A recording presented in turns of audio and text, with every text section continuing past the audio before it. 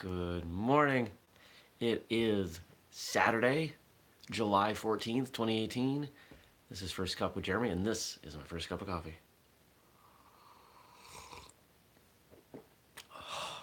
You may notice that I am home slash at Whistlekick headquarters.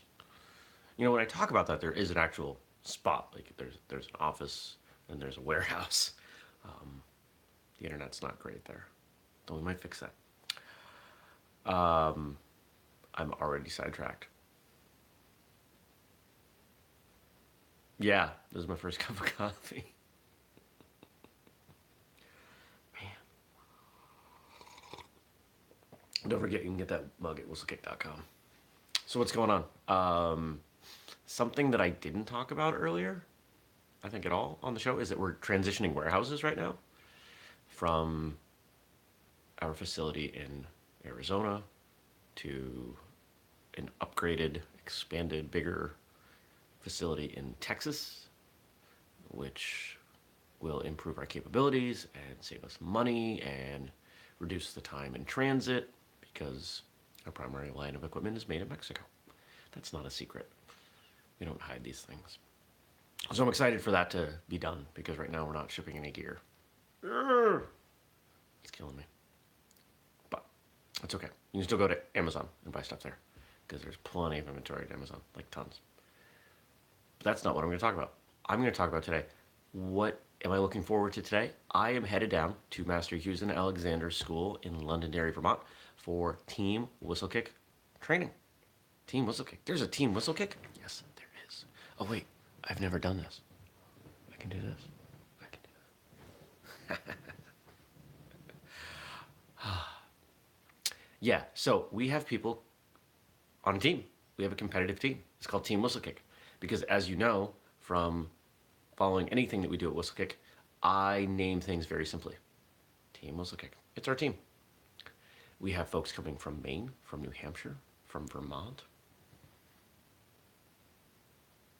That's where the team is from. We don't have anybody that lives elsewhere, right? We have some folks from Massachusetts that may be joining the team in the near future. But yes, we are a regionalized team. We compete throughout New England. And I say we because sometimes I put on the team gi and get out on the floor.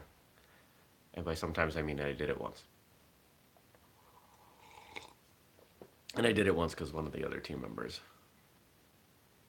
didn't. I came off the bench. Why are we having a training? We're having a training because this is one of the things that we can offer. Look, we're not a huge company. And even the big companies that sponsor teams, they're not paying everything.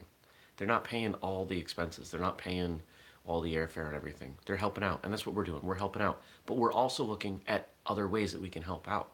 What things can we do? How can we support our teammates? And one of the things that we can do is get together and offer training. We all have a fair amount of martial arts experience. Someone like Master Alexander has a tremendous amount of experience, not only as a competitor, but also as a coach. I've had the opportunity to work with a lot of different people. I like to say I'm a pretty good instructor. I think those of you that have trained with me know I've got a pretty good way of breaking stuff down and helping people improve. Not to mention we have a bunch of other very experienced black belts with decades of time training and competing on the team. So they'll be there. So, the fun for me is that we're all going to get better. Now, I'm unlikely to be out there training for me. I mean, I'll spar for the benefit of others. I may demonstrate some things with form, some of the things that I'm skilled at, but, today is about me helping everyone else get better. One of the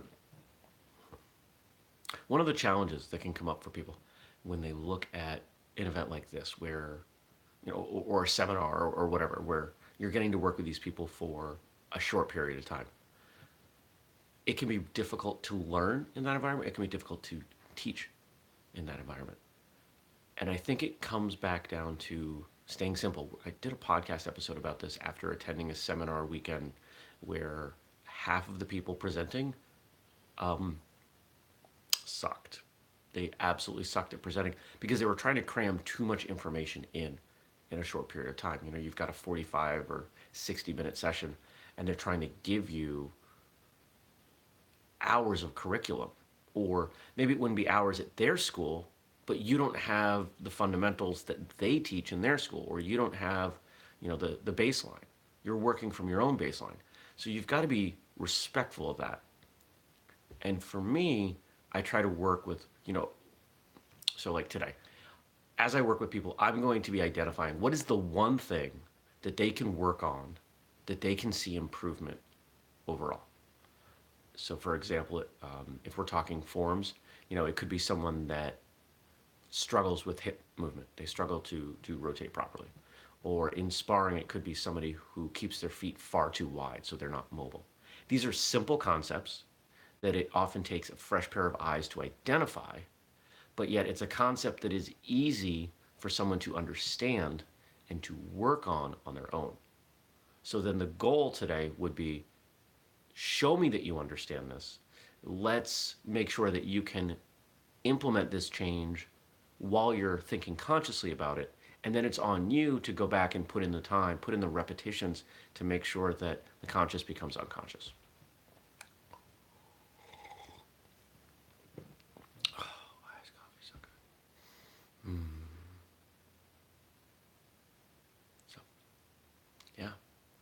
So I'm going down with cameras, gonna collect some videos, some photos, and really just, I think, kind of relish in the fact that there are people driving from quite a few hours away to be part of this training. I think that's awesome. And let's be real, the team gis look pretty sweet. Excuse me.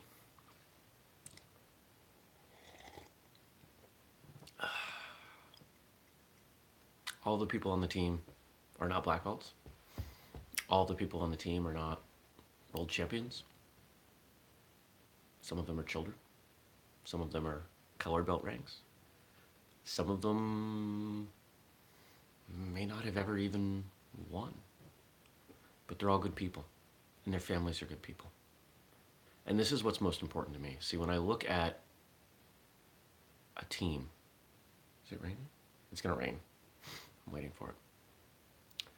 When I look at a team, when I look at what we wanted, what I wanted out of a competitive team, I wanted first and foremost for people to say, you know, everybody on Team Whistlekick is a really good person. It's second to me that they win. It really is. Fortunately, we've got a bunch of people who do win, so that's fun. At the last event I was at, we had two of the black belt men fighting each other for the the sparring grand championship. That was a really cool moment because I'm looking, I'm going, I don't care who wins. You're both on my team and you're both my friends, and I like you both. And then in May, the day that I stepped out to compete, I was in the grand championship for forms and lost to somebody else on the team. That was a really cool moment. I love it. Love it. I love we're making an impact. So here we go. 9 minutes in. I'm not going to go over today. I want to thank you for watching. I want to thank you for your support. And I want you to identify one thing today about your training that you could work on. A simple concept that you could do. Maybe you need to contact your instructor. Maybe you need to ask somebody. But I want you to find out what it is. What is the one simple thing that I can start working on my own to make my martial arts better? It'll take you one email or phone call or text message, guaranteed, if you're asking the right person. And then it's up to you to work on it. Hope you have a great day. I hope you enjoy your cup of coffee. And I'll see you tomorrow. Peace.